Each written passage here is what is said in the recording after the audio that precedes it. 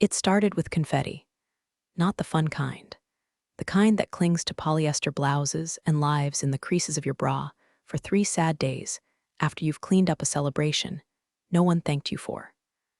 Brenda had just finished hot gluing the last centerpiece for Sterling Solutions' 15-year company anniversary bash. 16, if you counted the year, the founder ran things out of a garage behind a vape shop. He was double-checking the vegan, gluten-free, keto, anxiety-friendly catering orders when she noticed something odd. Her name, Brenda K. Watson, office manager, keeper of all things functional, was missing from the new all-hands celebration calendar invite. At first, she assumed it was an oversight. Probably Kevin again. Kevin's Spreadsheet Sultan Malloy, her smug 32-year-old boss with a man bun and a beard that looked like it was sponsored. Kind of man who wore loafers without socks and called it fashion. The kind of man who once asked her what a fax machine did, then laughed when she explained it because he thought she was making it up. He had a standing desk, a protein subscription box, and the emotional depth of a wet envelope. Brenda sighed and kept working. She didn't have time to chase down a digital snub. There were labels to print, balloon arches to supervise, and name tags to alphabetize. She loved it. Secretly. She loved the order, the lists, the illusion of control. This office, its closets, its coffee machine quirks, even the godforsaken quarterly HR trainings was hers. She knew who cheated on their time cards and who was secretly dating across departments. She knew where the bodies were buried, figuratively, and if she ever snapped, literally. She was the one who ordered ergonomic chairs for the UX team before their backs gave out. She refilled the fridge with oat milk and kombucha before the hipsters whined. She had her own key to the server closet, not because IT gave it to her, but because she made a copy back when they were too incompetent to stop her. So when her email pinged at 4:47 p.m. with a subject line reading simply, "Staffing changes," she didn't expect the world to tilt. She clicked it. 2 sentences. No greeting. No sign-off. Oh God, and punctuation beyond a period. Effective immediately, your role as office manager has been deemed redundant. HR will be in touch regarding your final paycheck. Redundant. The word hit like a sledgehammer to the teeth. Not fired, not released. Redundant, like a paperclip in a digital age. Like a Rolodex in a world of swipe lefts. Like the crusty, forgotten pack of gum at the bottom of the communal drawer, chewed up, spat out, quietly left to fossilize. Her fingers froze above her keyboard. Her screen reflected her stunned expression back at her. Outside her glass-walled office, an honorary corner cubicle she'd earned by bleeding for this place, the world kept turning. Kevin laughed too loud over something unfunny. Becky from marketing posted another Instagram story about grind culture while working 2 hours a day. And the Slack notifications dinged on, uncaring. She stood up slowly, knees crackling like popcorn, walked to the supply closet, stared at the rows of label makers, hole punchers, and emergency deodorants she'd stockpiled for her pampered colleagues who didn't know how to plan ahead. Every item had a system. Every drawer had meaning. She built this place, and now she was redundant. She slumped back in her chair.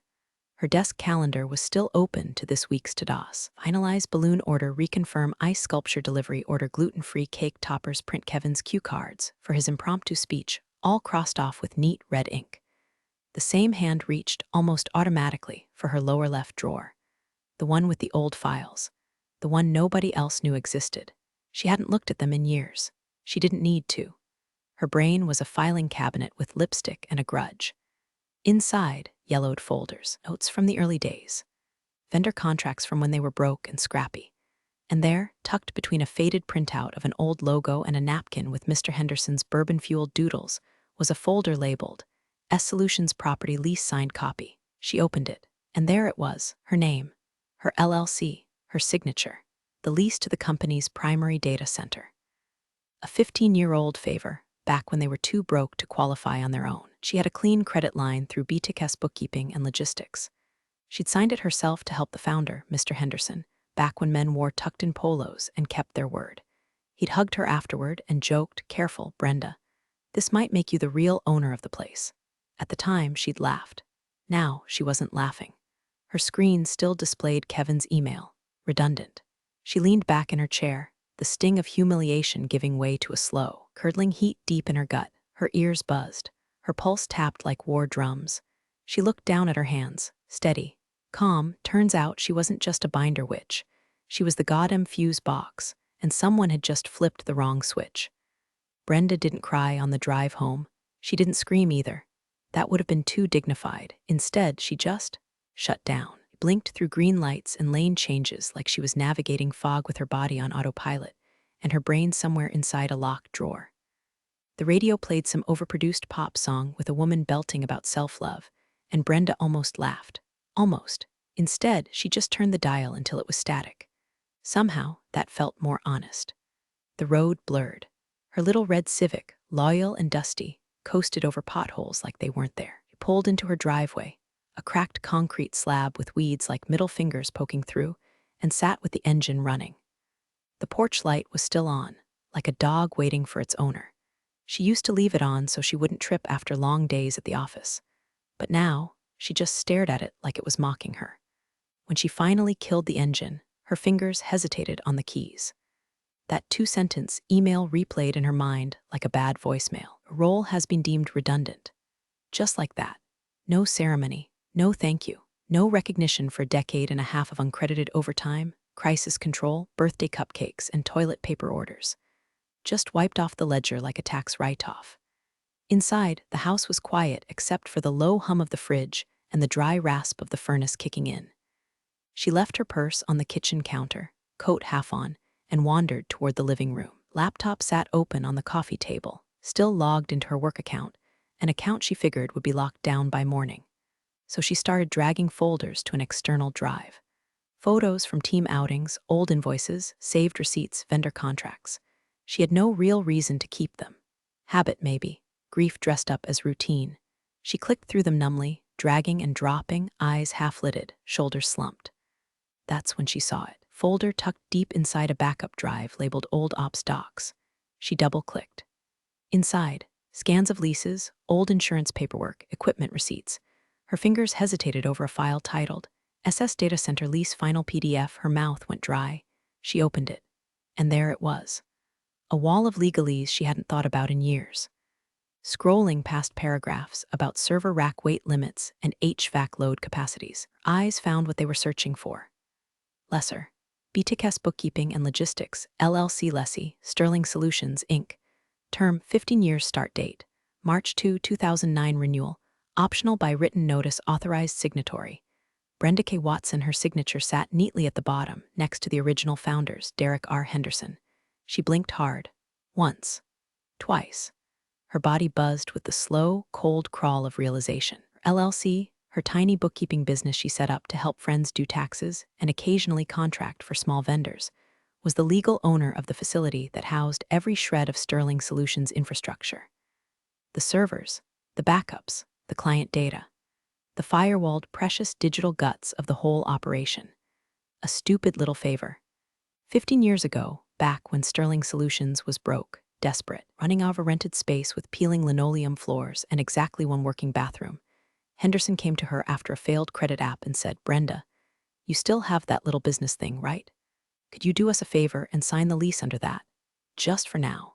Just till we can transfer it." They never did. She never pushed it. She was loyal. Back then, they treated her like she mattered. And she remembered now Henderson's laugh as he handed her the papers to sign. "Careful, Brenda. On paper, you technically own the lifeblood of this place." At the time, she rolled her eyes and called him dramatic.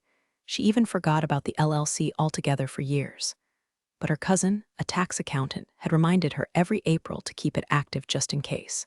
So she did, paid the fees, renewed the registration, kept the books clean. She closed the laptop, but the image of that lease stayed burned behind her eyes. She sat there in the dark living room, the air stale and heavy. And something shifted. It wasn't rage, not yet. Not the explosive, chair-flipping kind. It was quieter, like the first curl of smoke under a door. A sick, simmering sense of, "Oh, you little bastards," that started low in her gut and climbed up her spine until she sat up straighter. Redundant, she stood, walked to the kitchen, and poured herself a glass of bourbon. Not wine, not tea. Bourbon, straight. No ice. She sipped, still standing, staring out the window at the porch light. They forgot. They forgot what mattered. They forgot who built the scaffolding they strutted on. And Kevin, with his smug little email and his pre-planned "we're letting Brenda go" HR script, hadn't just burned a bridge. He'd forgotten who owned the damn land it was built on. Brenda smiled, a small one, no teeth. The spark had been struck. Brenda didn't sleep, not a minute. Sat in the dark with her laptop, glowing like a campfire in a war zone, bourbon glass empty, mind moving faster than it had in years. The kind of focus she used to channel when Kevin forgot to secure a venue for the quarterly review, and she booked, catered, and decorated a 5-hour conference with 48 hours' notice. That same focus was back now, but stripped of patience, stripped of loyalty. This was not the Brenda who once baked cupcakes for birthdays. This was the Brenda who sharpened pencils down to the erasers before a performance review. She read the lease 3 times, each word slicing cleaner with every pass. Lesser, BTKS Bookkeeping and Logistics Premises, 4807 Richmond Parkway, Unit 3B, the cold, concrete bunker of a data center Kevin didn't even know how to find on Google Maps. Term, 15 years. Renewal, not automatic. Subject to written notice. Enforcement clause, breach of payment schedule voids lease, triggering 24-hour eviction protocol. Her heart beat slow and steady. She clicked open her state Secretary of State website, logged into the LLC portal with the same password she'd used since 2009, lasagna for life, and confirmed it all active, in good standing. Business address current. Tax ID clean. She even had insurance. All those years of over-preparing, keeping every form, every receipt, every rusty damn paperclip, they were about to pay off like a slot machine hitting 777s. At 3:11 a.m., Brenda picked up the phone and called her cousin Claire. Claire was a paralegal with a coffee addiction, a divorce lawyer for a husband she hated, and a burning hatred for corporate assholes. Claire picked up on the second ring. "Is someone dead?" she rasped. "No. But someone's about to wish they were," Brenda said, calm as ice melt. "I'm listening," Claire said, suddenly wide awake. Brenda laid it out in brutal, bullet point fashion. The lease, the LLC, the eviction clause, the non-payment, the termination email. There was a long pause, then Claire laughed, cackled actually. "Brenda," she said, "this is the most beautiful thing I've ever heard. You've got them by the digital balls." Brenda cracked her knuckles. Ironclad, "Oh, baby. I've seen prenups shakier than this. You could enforce this with a goddamn emoji. You're squatting in your property with 0 updated contract. If they've missed even 1 month's rent transfer, it's game over." Brenda opened her bank records. The auto transfer they'd been making, manually set up by her, back when payroll used Excel and Hope, hadn't hit her business account in 3 months. Kevin, that clueless little spreadsheet warlock, must have restructured accounting and never thought to ask where the data center money went. "They missed 3, Brenda said flatly. Claire sucked in a breath like it was dessert. "Then it's not just enforceable. It's biblical. What are you going to do? Renegotiate for payout?" Brenda stared at her screen, fingers tightening around her mug. She could. That's what normal people would do. Get a settlement. Squeeze them for a year of salary. Force a public apology. But something darker stirred in her bones. A glacier of humiliation cracking open to reveal something rawer. Deeper. "No," she said slowly. "I'm not asking for a damn dime." Silence. Then Claire whispered, "Holy shit, you're going scorched earth. I'm not asking for respect anymore. I'm taking it." It was the shift, the line between surviving and hunting. The moment the mouse realizes the cat is drunk and the claws are dull. Brenda wasn't looking for justice anymore. She wanted them to choke on the scent of burning cable racks and missed deadlines. Wanted Kevin to stare into a blinking 404 page, and finally, understand that the woman who stocked his kombucha and scheduled his dentist appointments was the only thing standing between him and corporate implosion. At 4:06 a.m., Brenda poured another bourbon, opened a blank document, and began outlining the eviction notice. She even selected the paper stock she'd use for printing. Heavyweight, ivory, textured, kind that made you feel fired just by touching it. She'd already started drafting subject lines for the email thread. Subject: lease violation, formal notice of eviction per Section 6, BCC, Kevin Malloy, Director of Strategic Arrogance Attachments. Your future, going up in smoke PDF by dawn. She had a plan. The kind of plan that made HR reps chew Advil and CEOs book emergency flights. She wasn't just enforcing a lease. She was lighting a fuse. Brenda showed up to the law office that morning wearing her Don't Start None, Won't Be None blouse, the one with shoulder pads sharp enough to signal incoming war. She hadn't slept. She hadn't eaten. She'd mainlined 2 coffees and a Red Bull, and her heart wasn't racing, it was marching. Claire had given her the name of a local business attorney, a bulldog in pumps named Janine Travers, who'd been described as scary smart and legally feral. Perfect. Receptionist barely got Brenda's name out before Janine strode into the lobby with a binder under one arm and a "don't waste my damn time" expression. "You're the one with the LLC lease?" Janine asked, ushering her into the office without waiting. Brenda nodded. "I read the contract. It's solid. They've breached. You want blood or money?" Brenda smiled, cool and steady. "I want to make it rain fire." That was enough for Janine. 45 minutes later, crafted an eviction notice that read like the wrath of God translated into legalese. Every line was sharp enough to draw blood. Citing breach of contract, non-payment, and absence of a formal renewal agreement, the letter declared Sterling Solutions in unlawful possession of the premises and provided 24 hours to vacate. Not 48, not end of week. 24. No wiggle room, no grace period. Just a deadline with teeth. Janine added a final paragraph, her signature move, citing prior case law that confirmed the LLC's right to enforce the eviction without further notice. She underlined the phrase immediate and non-negotiable. Then she looked at Brenda. "Now, how do you want this delivered? Email? Certified mail?" Brenda shook her head slowly, like a queen declining a peasant's offering. "I want it hand-delivered, today, in person, to Kevin Malloy, Director of Strategic Operations." Janine arched an eyebrow. "You want theater? I want war with a front row seat." Janine made a call. 20 minutes later, a man named Rick arrived at the law office. Built like a vending machine with arms, Rick was a professional process server with the kind of quiet, lethal calm usually reserved for retired bounty hunters. Brenda liked him immediately. "This going to be hostile?" Rick asked, glancing over the envelope. "Probably," Brenda said, "but make sure you smile. Kevin hates being condescended to." Rick grinned like a crocodile and took the documents with a reverent nod. "He'll get the message, and I'll get the signature." By 11:32 a.m., the wheels were in motion. Brenda stepped outside the law office into the biting spring wind, her cheeks flushed and her blouse fluttering slightly like a battle flag. Her phone buzzed with a text from Rick. "Delivered. Signed for at 11:29. Receptionist tried to stall. Said Kevin was in a meeting. I waited.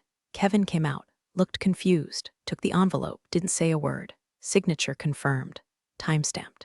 Attached photo of his face included for your scrapbook. Brenda opened the image and snorted. Kevin's expression looked like someone had just asked him to solve long division using only chalk and shame. Wide-eyed, disbelieving, holding the envelope like it might explode. Which, in a way, it already had. She walked 2 blocks to a quiet coffee shop and ordered a double espresso she didn't need. Her fingers tingled as she held the cup. She didn't check her email. She didn't answer the buzz of her phone. She didn't think about what she'd say if Kevin called. Because he would. Not yet, though. He'd need at least an hour to process what had just landed in his lap like a live grenade wrapped in corporate letterhead. She pulled out a pen and scribbled in her planner. 11:29 a.m., D-Day. Then she underlined it. That was the moment it became real. No more hypotheticals. No more simmering rage and muttered, "Oh, they'll regret this." No more playing nice while they buried her career in polite HR lingo. This wasn't some HR misunderstanding. This was Brenda Watson serving a cold, legally binding reckoning with professional letterhead, ironclad clauses. Rick the process server as her warhorse. They wanted her gone? Good. Because now, she was finally free to show them exactly who they'd dismissed. By 12:05 p.m., Brenda had officially severed every line of communication. She stood in the middle of her kitchen, the sunlight pouring through the blinds, casting thick prison-stripe shadows across the linoleum. Her work phone sat on the counter, face up, screen blank. She picked it up, opened the settings, went straight to the corporate account section. Her thumb hovered for half a second, then tapped sign out of all services. It logged her out of email, chat, calendar, even the glorified babysitting app Kevin made everyone install to track their task efficiencies. She deleted each one by one, with surgical precision. No ceremony, just deletion. Goodbye Outlook, goodbye Slack, goodbye Monday Calm, goodbye bullshit. Her personal phone lit up a second later, Kevin's name flashing at the top. That smug photo of him wearing his Innovation is My Love Language t-shirt still attached to his contact. Brenda stared at the screen like it was a roach crawling out of a toaster. Then, without hesitation, she opened the contact, scrolled down, and hit block this caller. A satisfying little pop sound followed. Gone. Just like that. His voice would never find her again. She didn't bother to listen to the voicemail that followed. It was probably some half-hearted blend of faux concern and HR-approved phrases, like "just wanted to clarify," or "we didn't mean to cause any distress." The kind of words people use when they've already packed your desk in a banker's box and dumped your loyalty into a recycling bin. Her purse already hung by the door. She grabbed it, threw on her cardigan, the black one with silver thread woven into the sleeves, her business funeral cardigan, and slipped into flats. It wasn't a day for heels. It was a day for comfort, for control, for top-shelf gin and the low buzz of background jazz. She walked to the bar 3 blocks from her house, a dark little hideout called Holloway's that smelled like lemon oil and old money. The kind of place where nobody asked questions and everyone left each other the hell alone. It was empty, save for a man reading the stock pages and a bartender with a handlebar mustache who greeted her with a nod. Brenda slid onto a leather stool and placed her purse gently beside her. "Martini," she said, "top shelf. Extra cold, 2 olives." The bartender nodded once and got to work. Brenda folded her hands on the bar, staring straight ahead. There was a mirror behind the liquor shelf, and in it she saw herself. Posture straight, eyes steady, lips pressed into a calm, unreadable line. She looked like a woman waiting for a meeting to start, except this meeting involved the total unraveling of a multimillion-dollar operation and the public humiliation of a man who once told her she intimidated the interns with her tone. Her martini arrived in a chilled glass that fogged on contact with the bar top. She took a slow sip, the gin biting clean through her tongue like antiseptic, and then she exhaled. Finally, the breath she'd been holding since yesterday had crawled out of her lungs and disappeared into the air like steam. She checked the time, 12:22 p.m. The notice had been delivered less than an hour ago. The countdown had begun. 24 hours, no extensions, no grace, no exceptions. She imagined Kevin opening the envelope, squinting at the legal language like it was written in Swahili, frowning at her LLC name like it was a prank. Snap in his brain when he realized what was happening, the precise moment the gears ground to a halt and the weight of his own ignorance came crashing down on his buzzword-addicted skull. Brenda took another sip. A small smile ghosted across her lips. The quiet was unnatural. She'd lived her life wrapped in noise, calendar reminders, meeting chimes, fake laughs from Becky's social posts, the ever-present buzz of someone needing something always. But now there was nothing. Just the low murmur of jazz saxophone, the clink of glass behind the bar, and the steady, proud silence of a woman who'd launched the missile and wasn't looking back. Her hands were steady, her chest no longer tight. She wasn't afraid anymore. Not of Kevin, not of HR, not of being seen as vindictive, because she'd already been erased without a whisper, reduced to redundant.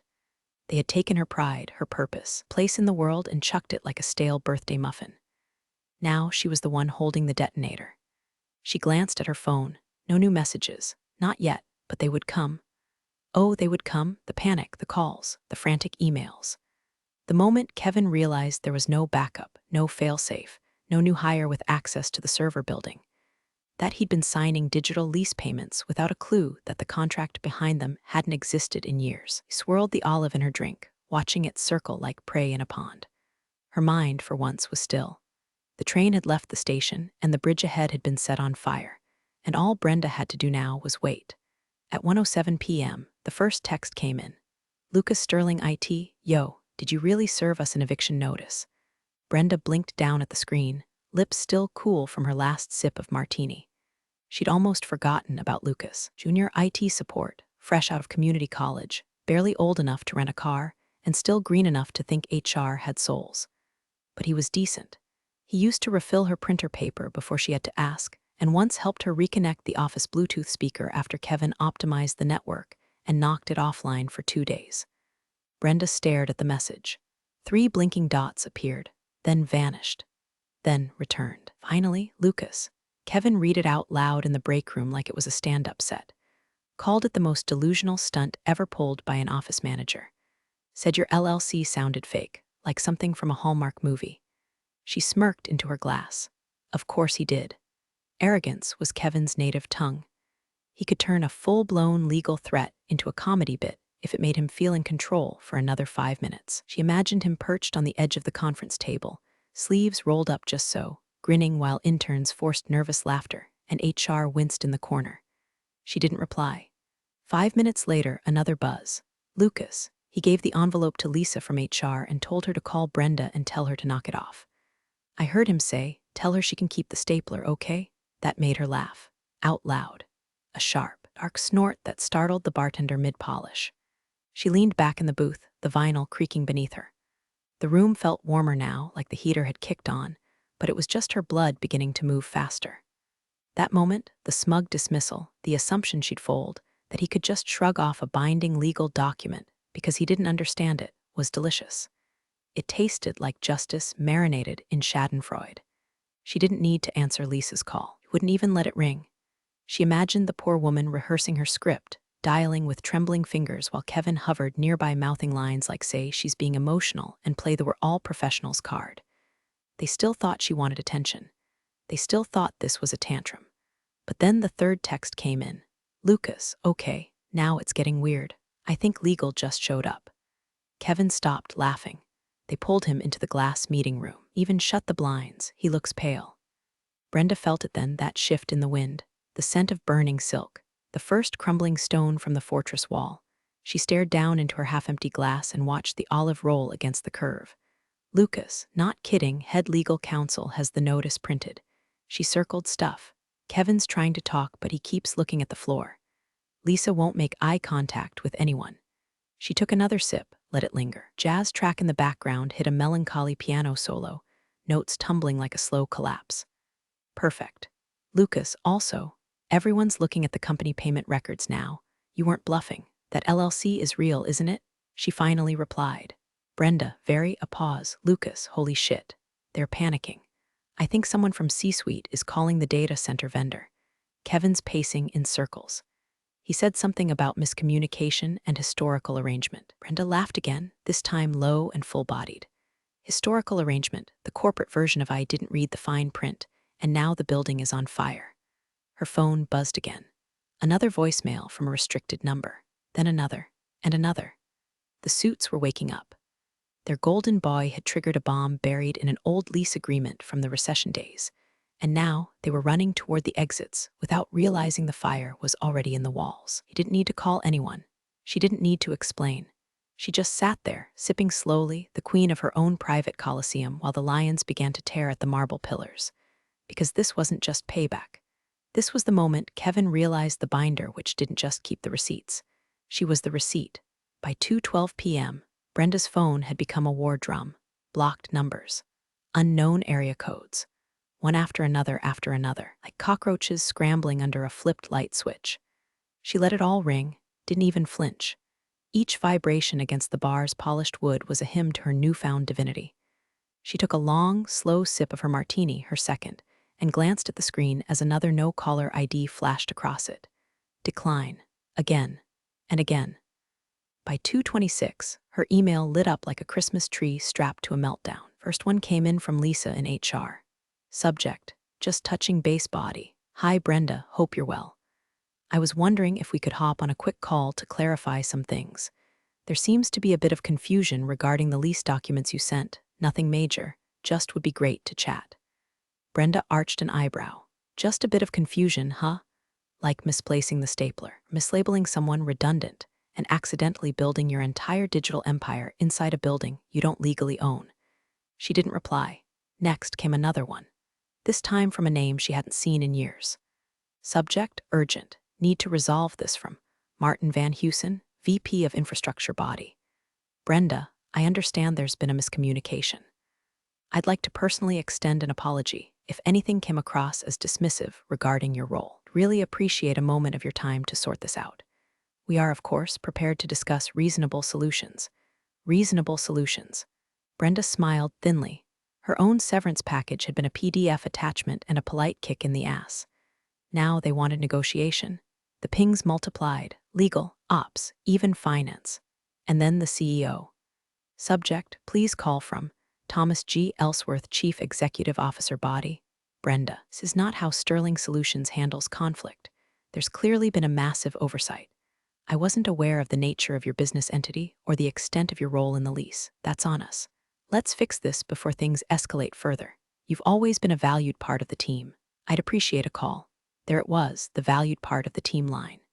After 15 years of being called Brenda from Ops, now they remembered her name. Her phone buzzed again. Voicemail. A Chicago number. Ellsworth. She plugged in one earbud and hit play. The voice was tight, forced calm. The kind of tone you use when you're trying not to scream in front of a witness. Hi Brenda, it's Tom. Listen, wow, we just got the lease notice and it's taken everyone by surprise. Kevin didn't brief me on any of this. Look, I know there's probably some bad blood right now, and believe me, we're going to be reviewing everything internally. This eviction stuff, it's not necessary. We're all adults here, we can find a solution. You've got leverage, I get it, but let's not nuke the building over a misstep. Please call me back as soon as possible. Click. She took another sip of gin, tilted her head back, and let the bitterness roll down smooth. Then she calmly hit delete. She wasn't nuking anything. She was following protocol. Their protocol. Same way they followed it when they decided she no longer aligned with current strategic objectives. Now she was the objective. Her inbox pinged again. Subject, please from Kevin Malloy Body. Brenda, this is not funny anymore. We have vendors threatening to pull out. We're not even sure how you managed to look. Let's just talk. Just one call. One, please. The lowercase please was the cherry on top. No more swagger. No more startup lingo. Just a man unraveling in real time. She watched the screen for a moment, then typed exactly 2 words into the reply field. Lease attached, and sent it. That was all they were getting from her now. No warmth, no comfort, no rope, just the facts, the contract, and the ticking of a clock that refused to be reset. She glanced at the bar's antique wall clock. 3:04 p.m., 20 hours left. The queen had left the castle. But she took the keys to the kingdom with her. 7:41 p.m. Brenda was on her 3rd martini and her 2nd helping of nachos at Holloway's when her phone lit up again. Lucas Sterling IT, it's happening, everything's on fire. Brenda set down her drink with deliberate care, wiped her fingers on a napkin, and tapped back. Brenda, define fire. Lucas, Kevin's been locked in the fishbowl since 5. No one's seen him eat. He ripped the whiteboard off the wall and screamed at legal. Heard him say, why the hell didn't anyone know about this damn lease? She smiled slowly, like a cat watching a laser pointer dance off a cliff. Lucas, they called a red tier incident protocol meeting, but the VPN dropped twice during the call and nobody could access the recovery drives. The CIO tried to pivot to cloud, but get this, half our dev infrastructure is still on-prem, and it's all in your building. Lucas, people are crying, Brenda. She paused. Not with joy, not with guilt, just acknowledgement, that cold flicker of consequence licking the edge of her conscience. They were never built for failure, not this kind, not structural, foundational, Brenda has the keys kind. They were agile till the power cut out, disruptive until the disruption turned on them. Nobody expected the office manager to be the final domino. Lucas, they tried calling a judge, like for an injunction, emergency stay, but it's too late in the day. Courthouse is closed. Best they can do is file something Monday. The CEO said, we need 72 hours to migrate. Brenda stared out the bar window. The street was quiet, rain threatening but holding back. Inside, the bartender switched the playlist from jazz to slow blues, something about heartbreak and bourbon. Lucas, they have no off-site backup, none. Disaster recovery server still runs on a Frankenstein Linux box you patched back in 2013. We're toast if we lose the rack access. Brenda, then you'd better finish those nachos fast, kid. Her thumb hovered before sending that one. She softened it by 1 degree. Brenda, I'm sorry you're in it. You deserved better. That was the sliver. Not for Kevin. Never for Kevin. But for the Lucases of the world, the quiet workhorses who got used up and talked over. Ones who stayed late, skipped lunch, took the heat. The ones who'd clean up the mess even if they didn't make it. But she didn't let it linger. Pity was a luxury. Brenda hadn't tasted that in years. She drained her glass, motioned for another, and returned to the last message Lucas sent. Lucas, they're asking if you'll reconsider terms. That's the phrase they used. Reconsider terms. She didn't reply. She sat there in silence, the final hours slipping through her fingers like sand. Let the truth settle like silt at the bottom of a long, bitter drink. There was no plan, no backup, no copy of the lease, no digital clone of the racks, no prep for losing access to the fortress that housed their entire digital bloodstream. They'd gotten so used to assuming Brenda would take care of things that they never considered what would happen if she stopped. They called her redundant, said her role had evolved past necessity. Well, evolution just hit extinction. 8:12 p.m. Lucas sent one more message. Lucas, Kevin said if this isn't resolved by morning, we start losing clients. Like big clients, contracts tied to guaranteed uptime. They're sweating bullets. We've got no more cards. Brenda stared at that last line. No more cards. She locked her phone, leaned back in the booth, and closed her eyes for a moment. The bar's overhead lights buzzed softly, and somewhere in the corner, someone was softly humming along to Etta James. She'd made her peace with the fallout. They could scream, they could panic. They could cry to judges and CEOs and God himself. The time to beg had passed. This was the reckoning. Years of thankless labor, invisible service, passive disrespect, all distilled into 24 hours of beautiful, devastating silence. They handed her the match. All she'd done was strike it. At exactly 11:28 a.m., Brenda sat alone in the booth at Holloway's, watching the second hand on her wristwatch tick like a sniper's breath before a trigger pull. She'd ordered nothing new that morning. No martini, no breakfast, just a black coffee, half drunk and cold. The bar was quiet, Tuesday quiet. A gray, overcast stillness hung in the air like the pause before thunder. Her phone lay face up on the polished wood, screen dark, no new messages yet. But it was coming. She could feel it. Yesterday's notice had been time-stamped, delivered at 11:29 a.m., signed and witnessed, which meant that by the minute that hand hit the 12 today, the lease was void. Irrevocably, permanently. Sterling Solutions would, legally and completely, be trespassing on property owned by BTKS Bookkeeping and Logistics, LLC. Her building, her rules. She had hired a private security contractor, retired sheriff, ex-Marine, no nonsense and cash preferred, to be there at 11:25 sharp. Not a minute late. Two men in gray jackets, clean-cut, no guns visible, but their eyes said everything. The invoice had made her wince slightly, just under $3,000, but when she wrote the check, she'd done it with a sense of satisfaction she hadn't felt since the day she got her first promotion. They weren't there to start a fight. They were there to change the locks. Brenda had arranged for a locksmith the night before. Discreet, experienced, no questions. The locksmith didn't even blink when she said, "There's a team inside. I want them out. I want it locked behind them. And I want it done down to the hinges." She looked down at her phone again, still nothing, still waiting. And then at 11:32 a.m., a single message appeared.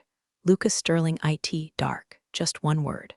Brenda stared at it for a long time, letting it settle, letting the finality roll through her chest like a slow-moving train, all metal and gravity. She didn't reply. There was nothing left to say. Dark. The data center had gone offline. The infrastructure? Gone.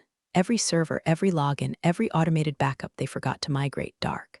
Client portals, unreachable. Internal dashboards, gone. Kevin's precious agile workflow suite, toast.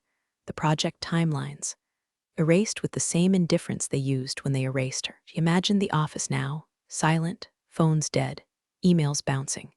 Kevin white-knuckling a coffee cup as he screamed at some junior staffer to just fix it, like brute force could reverse contract law. She imagined Lisa from HR muttering something about possible reinstatement, while someone from legal quietly texted their own lawyer.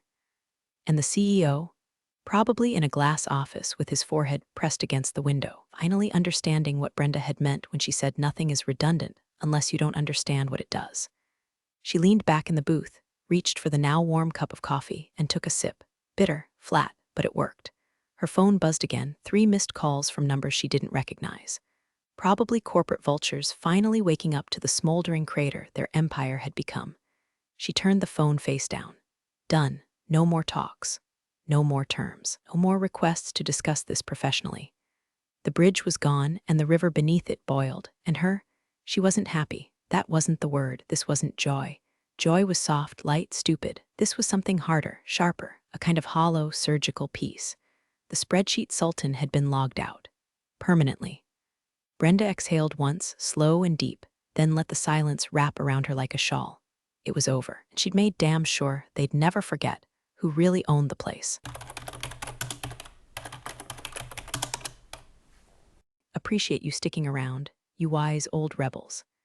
Smash that subscribe button, or this fossil might just cause another epic fiasco.